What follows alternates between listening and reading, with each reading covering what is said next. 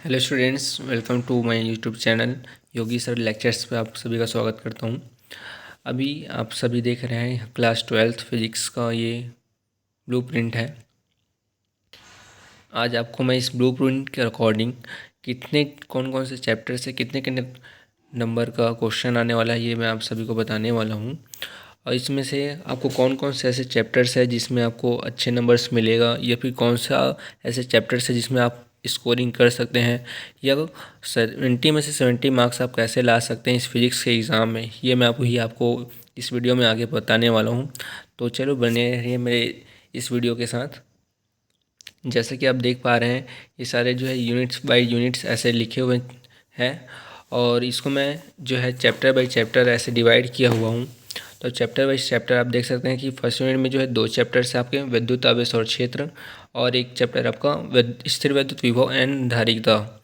इसमें से आपका टोटल जो मार्क्स आने वाला है ये टोटल 8 मार्क्स क्वेश्चन आएंगे। इसमें से एक जो है आपका 1 नंबर का आएगा, और एक जो है आपका 2 नंबर क्वेश्चन, और एक जो है आपका 5 मार्क्स का जो है क्वेश्चन आएगा, जो आपका लॉन्ग टाइप क्वेश्चन है 5 मार्क्स का। तो इसमें 1 नंबर, 2 नंबर एंड 5 नंबर में कौन कौन से आपको क्वेश्चन आने वाले ये मैं अभी आपको बताऊंगा वीडियो पे। इसके बाद आपका सेकेंड यूनिट पे आपका जो है सिर्फ एक ही चैप्टर है, विद्युत धारा। विद्युत धारा में जो है आपका केवल 7 मार्क्स का क्वेश्चन आएगा। इसमें से आपका 2+2 एंड 3 पे डिवाइड है, यानी कि आपका 2 नंबर का 2 क्वेश्चन आएगा, और आपका 3 नंबर का जो है 1 क्वेश्चन आएगा। इसके बाद आपका यूनिट थर्ड पे जो है आपका चैप्टर 4 एंड चैप्टर 5 पे डिवाइड है। इसमें आपका चैप्टर 4 जो है गतिमान आवेश और चुंबकत्व है, और चैप्टर 5 जो है आपका चुंबकत्व एवं द्रव। तो इस टोटल यूनिट 3 से आपका आता है 8 मार्क्स का, जिसमें इसमें 2 पार्ट पे डिवाइड है। एक जो आपका क्वेश्चन 3 मार्क्स का आएगा, और एक आपका जो क्वेश्चन है वो 5 मार्क्स यानी कि लॉन्ग टाइप का क्वेश्चन आएगा, जैसे कि बायो-सेवर्ट का नियम, और भी जिससे धारावाही वित्तीय कुंडली या धारावाही वित्तीय कुंडली के अक्ष पर चुंबकीय क्षेत्र की तीव्रता ज्ञात कीजिए, या परिनालिका, इस टाइप के क्वेश्चन ये वाली यूनिट से आएगा आपका। अब इसके बाद में बात करें हम यूनिट 4 के, तो यूनिट 4 जो है इसी टाइप से 2 चैप्टर में डिवाइड है। एक आपका है विद्युत चुम्बकीय प्रेरण, और एक आपका है प्रत्यावर्ती धारा। तो इसमें से आपका जो है यूनिट 4 से 8 मार्क्स के क्वेश्चन आने वाले हैं, जिसमें से जो है क्वेश्चन आपका 1 नंबर, 3 नंबर और 4 नंबर पे डिवाइड है। 4 नंबर पे आपका जो क्वेश्चन है, जैसे कि भंवर धाराएँ क्या हैं, और इसके प्रमुख गुण लिखिए, या फिर उपयोग लिखिए, या फिर आपको पूछा जा सकता है स्वप्रेरण और अन्य प्रेरण में अंतर, या फिर आपको पूछा जा सकता है डायनेमो के बारे में, प्रत्यावर्ती धारा डायनेमो का जो है वर्णन, सिद्धांत, नाभिकीय चित्र संरचना, कार्यविधि, इस टाइप से पूछा जा सकता है। और आपका जैसे कि नए पैटर्न के आता हुआ है 4 नंबर का मार्क्स पे, जैसे कि हर्षित के विद्यालय या शिक्षक, या फिर वंदना का जो है कक्षा 12वीं की छात्रा है, इस टाइप से क्वेश्चन पूछा जा सकता है। और उसके कि यह जो बच्चा है क्लास 12वीं का, उसने क्या देखा या क्या सोचा, ये सारे क्वेश्चन जो उसमें पूछा जा सकता है। अब इसके बाद हम ज़्यादा बात न करते हुए आगे चलते हैं, और हम आते हैं यूनिट 5 पे। तो यूनिट 5 पे जो है आपका केवल एक ही चैप्टर है, जिसका नाम है विद्युत चुम्बकीय तरंग। इसमें केवल आपका एक 3 मार्क्स का क्वेश्चन आएगा। इसमें ज़्यादा आपको सोचने की ज़रूरत नहीं है, जिसमें नॉर्मल टाइप से क्वेश्चन है। अब इसके बाद हम आगे बात करें यूनिट 6 की, तो यूनिट 6 जो है आपका 5 टाइप में, या बोला जाए 6 चैप्टर्स में डिवाइड है। जिसमें आपको सबसे पहले चैप्टर आता है प्रकाश का परावर्तन, जिसमें आप नॉर्मल चीज़ें पढ़े हुए हैं क्लास 10 से, प्रकाश का अपवर्तन, परावर्तन। उसके बाद आपका सेकंड चैप्टर है इसमें समतल पृष्ठ द्वारा अपवर्तन। उसके बाद आपका गोलीय पृष्ठ से अपवर्तन। उसके बाद आपका प्रिज्म में अपवर्तन, और उसके बाद आपका आता है प्रकाशिकी यंत्र, और देन लास्ट आता है आपका चैप्टर 10, जिसका नाम है तरंग प्रकाशिकी।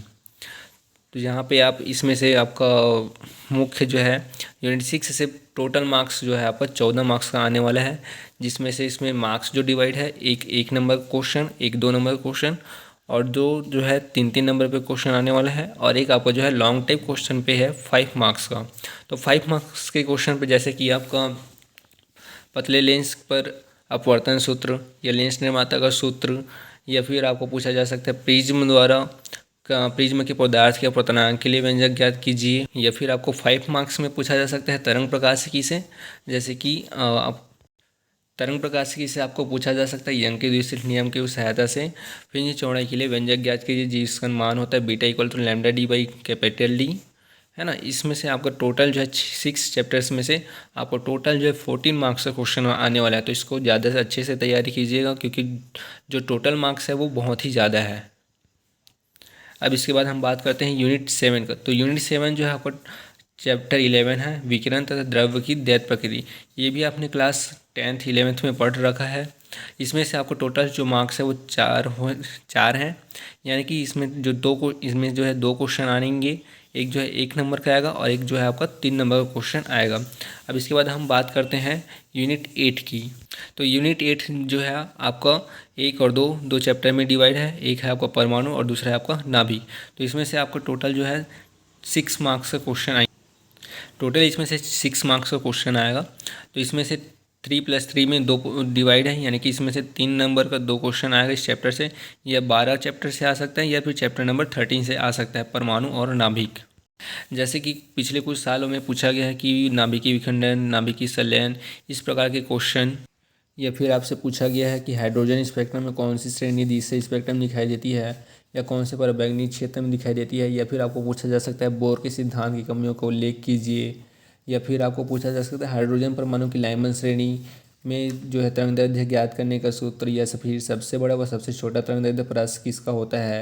या फिर आपको पूछा जा सकता है यह तरंगदैर्ध्य स्पेक्ट्रम किस क्षेत्र में पड़ता है, यानी कि कौन से क्षेत्र में दिखाई देता है। या फिर आपको इस चैप्टर से पूछा जा सकता है रदरफोर्ड परमाणु मॉडल की कमियों या फिर दोषों का उल्लेख कीजिए। तो इस टाइप से आपको इस चैप्टर से 3-3 नंबर का क्वेश्चन पूछा जा सकता है। अब इसके बारे में ज़्यादा चर्चा न करते हुए हम आते हैं यूनिट 9 पे, जो है आपका अर्धचालक इलेक्ट्रॉनिकी पदार्थ, युक्तियाँ तथा सरल परिपथ।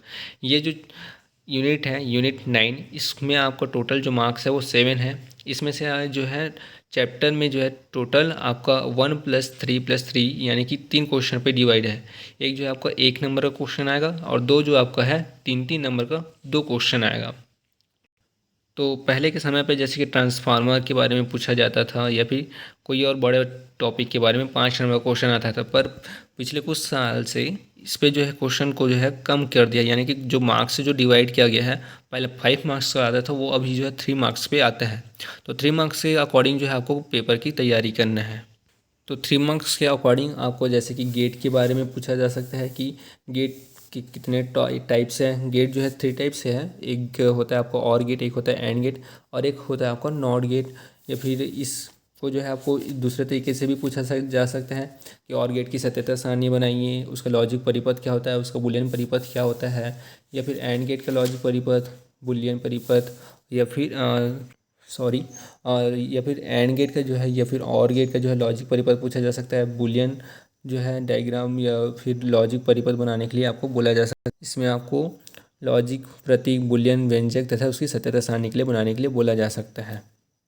और इसमें जो है आप पहले भी पढ़े होंगे चालक, विद्युतरोधी तथा अर्धचालक में अंतर, या फिर पी प्रकार का अर्धचालक क्या होता है, एन प्रकार का अर्धचालक क्या होता है। और आपको पूछा जा सकता है पीएन संधि डायोड के बारे में, निज अर्धचालक, बाह्य अर्धचालक के बारे में, अंतर के बारे में। अब इसके बाद लास्ट है हमारा यूनिट 10। यूनिट 10 जो है हम लोग का चैप्टर 15 है, जिसका नाम है संचार व्यवस्था। यह जो यूनिट है इसको 5 मार्क्स पर डिवाइड किया गया है। इस चैप्टर में से आपका 2 क्वेश्चन आने वाले हैं। एक है आपका 2 और एक आपका है 3 मार्क्स का। टोटल आपके हो गए हैं 5 मार्क्स, यानी कि इस चैप्टर 15 से आपका टोटल मार्क्स के आएंगे 5, जिसमें से 2 क्वेश्चन को डिवाइड किया गया है। एक आपका आएगा 2 मार्क्स और एक आपका आएगा 3 मार्क्स। तो आपको 2 और 3 मार्क्स पे यहाँ पे जो है पूरे संचार व्यवस्था यानी कि कम्युनिकेशन सिस्टम के बारे में बताना होगा। आप कम्युनिकेशन सिस्टम के बारे में नॉर्मली सभी लोग जानते हैं, क्लास 12 पे पहुँच गए सभी। आजकल बच्चे जो है मोबाइल चलाते ही हैं, हर किसी के घर पे कंप्यूटर, लैपटॉप, ये सारी चीज़ें हैं ही। तो संचार के बारे में हर किसी को कुछ ना कुछ थोड़ा बहुत पता ही होगा। तो ये वाले चैप्टर जो है आपके लिए उतने हार्ड होने वाले नहीं हैं मेरे ख्याल से जहाँ तक, पर फिर भी कुछ बच्चों को कठिनाइयाँ होती हैं, तो उनके लिए भी यह जो वीडियो है बहुत ही सहायक होगा पढ़ने के लिए। खास करके अभी बोर्ड एग्जाम्स बहुत पास आ गए हैं और गिनती के जो है अभी दिन बचे हुए हैं। तो चलिए इस चैप्टर्स के बारे में ज़्यादा हम डिस्कस न करते हुए मैं आपको आगे लेके चलता हूँ। इस चैप्टर से रिलेटेड कुछ क्वेश्चंस आपको दिखा देता हूँ, जिससे कि आप आसानी से तैयारी कर सकें। और मैं आपको कुछ इम्पॉर्टेंट क्वेश्चंस आपको बताऊँगा जो अगला वीडियो पे आप सभी को मिलेगा, प्राप्त होगा। जिससे कि आपको एग्ज़ाम्स की तैयारी करने में बहुत ही ईजी हो जाएगा। और मेरे ख्याल से जो सेलेक्टेड क्वेश्चंस है वो आपको इस बोर्ड एग्ज़ाम से देखने को ज़रूर मिलेगा।